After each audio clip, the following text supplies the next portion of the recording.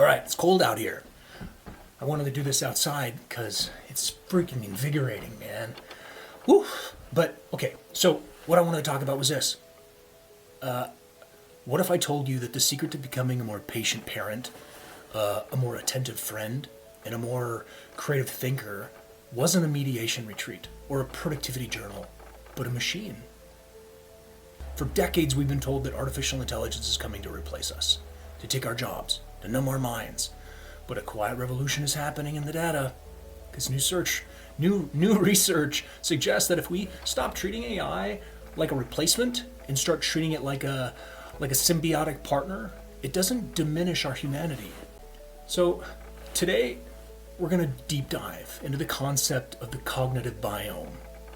I'm going to show you how building a second brain can cure your burnout, how an algorithm might teach you to be more empathetic, and why the future of human flourishing isn't about unplugging. It's about pairing up. So back in 1990, Steve Jobs gave an interview that changed how we talked about technology. He described the computer as a bicycle for the mind. It was a perfect metaphor for the time, because a human on a bicycle is still human, just moving a little bit faster. The bike is passive. If you stop pedaling, it falls over. It amplifies your energy, but it doesn't add any of its own.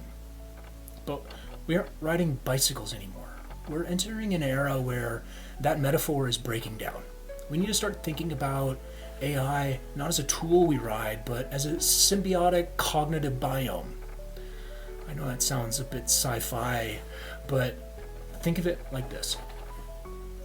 The bicycle gets you from point A to point B.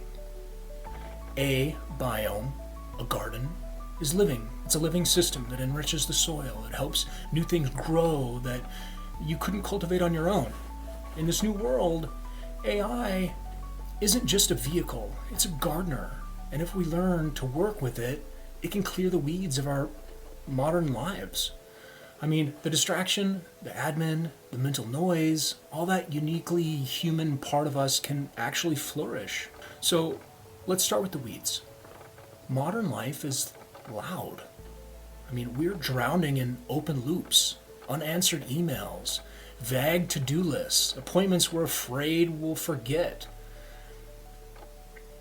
And neuroscience tells us something very important. Your brain is for having ideas, not holding them. When you try to use your brain as a storage hard drive, you get what's called decision fatigue.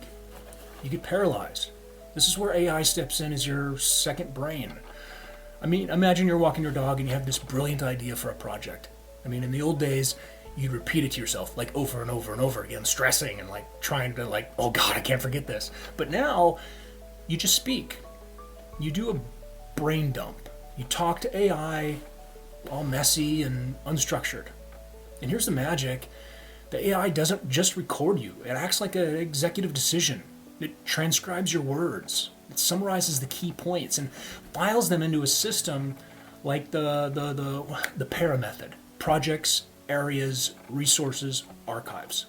For people that are neurodivergent, maybe they have ADHD or just struggle with executive function, this is life-changing.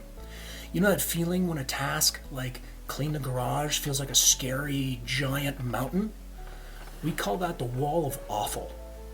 AI acts as a ladder over that wall. You can tell an AI, I'm overwhelmed by the garage, and it uses a technique called micro-chunking. And it breaks down the mountain into pebbles. Step 1, pick up the trash on the floor. Step 2, put the hammer in the box. It lowers the barrier so you can actually start.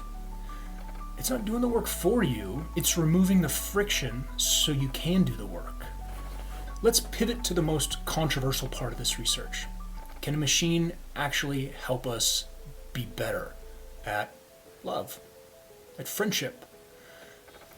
I mean, it sounds a bit dystopian to use an algorithm to manage your relationships, but let's look at the data. There's something researchers are calling the empathetic paradox. In a recent study, researchers compared the responses of human doctors to AI chatbots when answering patients' questions. The results were super shocking. The evaluators rated the AI responses as empathetic 45% of the time. The human doctors, 4.6. Now, pause on that for a second. Is the AI actually kind? No. It doesn't have a heart, but it has something humans often lack, and that's unlimited patience. It never gets tired. It never gets compassion fatigue. It validates. It validates you perfectly every time. We can use this. We can use AI as a social flight simulator. Let's say you need to have a really hard conversation with your boss or your partner. You're stressed. You're defensive. If you go in hot, it's going to be a disaster. Instead, you role play. You role play with AI first. You practice non-violent communication. The AI acts as a mirror, telling you, hey, it sounds a bit aggressive. Try rephrasing that. Maybe not as an accusation, whatever the case is. By practicing in the sandbox with the machine, you show up to the real conversation calmer, clearer, more empathetic. You can use the machine to train your own patience.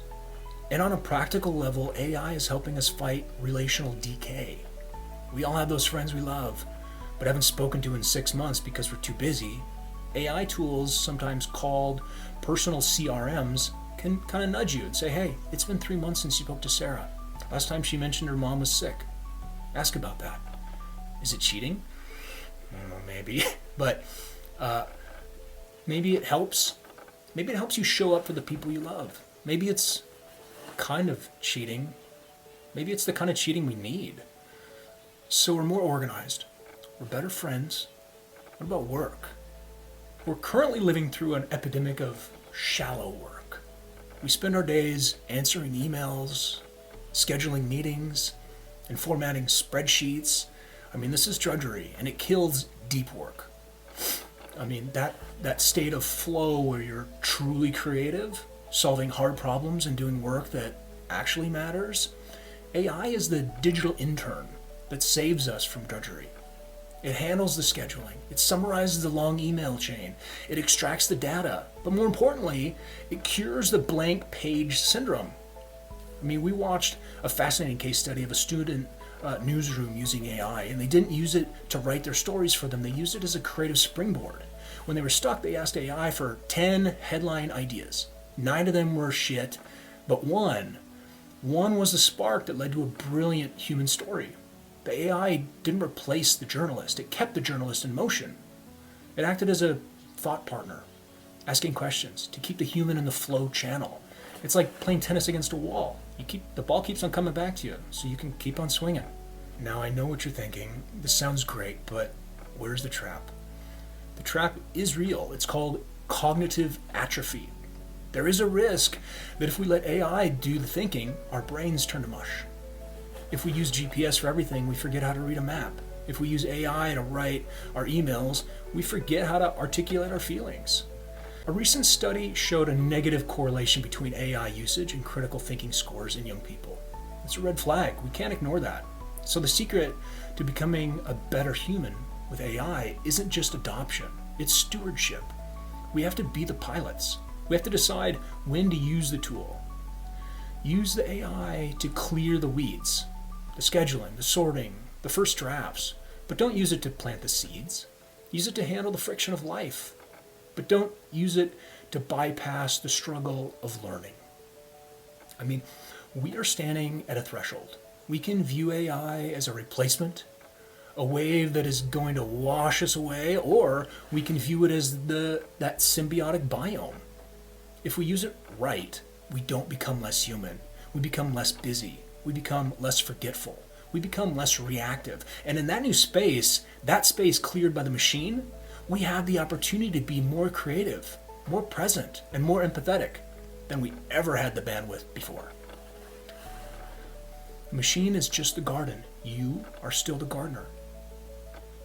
I mean, we're just scratching the surface of what it means to live in this new cognitive biome. So if you want to join a community of people figuring out how to use tech to become more human, not less, hit that subscribe button. We're going to keep exploring these tools together. Thanks for listening.